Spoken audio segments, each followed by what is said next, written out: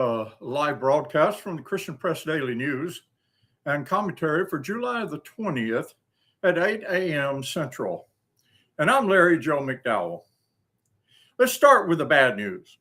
Putin has recently taken advantage of Ukraine's low stockpile of Patriot missiles to pound the cities as more and more Russian missiles get through to the cities of Ukraine.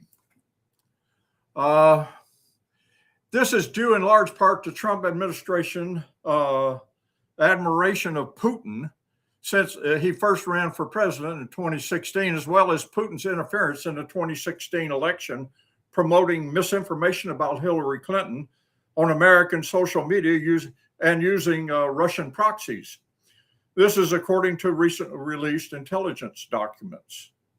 A little history. The Obama administration supplied aid to Ukraine and their fighting along the Donbass and Crimea to help their effort into regaining territory taken by the Russians to prevent further aggression from Russia and its supporters within Ukraine. When Trump became president, he held that aid and asked, it was passed by Congress, but Trump decided he was going to hold that aid and withdraw it from Zelensky unless Zelensky fabricated some evidence about Biden's son being part of corruption within Ukraine. Well, of course, President Zelensky didn't fall for this blackmail. This resulted in Trump being forced to release funds and his eventual impeachment for that act. So Trump's never been real happy with Zelensky or Ukraine. And you compile that with his admiration for dictators like Putin and Kim Jong-un and the copy of Hitler on his nightstand, according to one ex-wife. And you find that he's not real happy with helping democracies. He continued to support Putin over Zelensky, and at one point insulting the Ukrainian leader in the White House on public national television. Without Republican support for Ukraine, Trump would never have supported them in their fight against the aggressor Russia. As I have stated, they are now running out of Patriot defensive capability once again. The good news.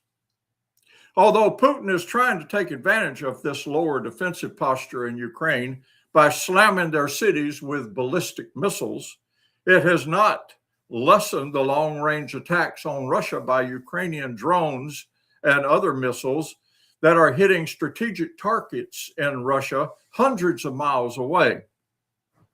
This is taking a heavy toll on the economy of Russia.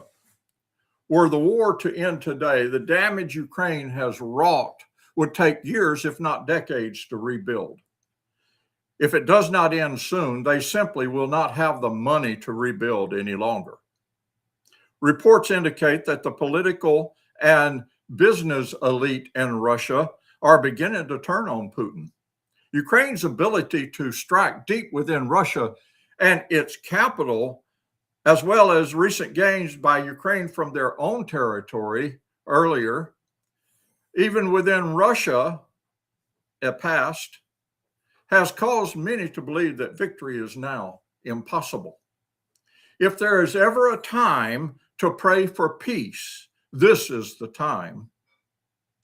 In fact, if you were to think about it, this is an indication that the Lord has heard our prayers, because the behemoth that was Russia failing against its smaller neighbor does indeed suggest divine intervention. But that is just one humble Christian's news and opinion. This is Larry Joe McDowell, editor of Christian Press, a publication of McDowell Bible College. And if you would like to support this mission and other missions of McDowell Bible College, such as providing scholarships to needing pastors in countries around the world, please go to mcdowellbiblecollege.org and donate.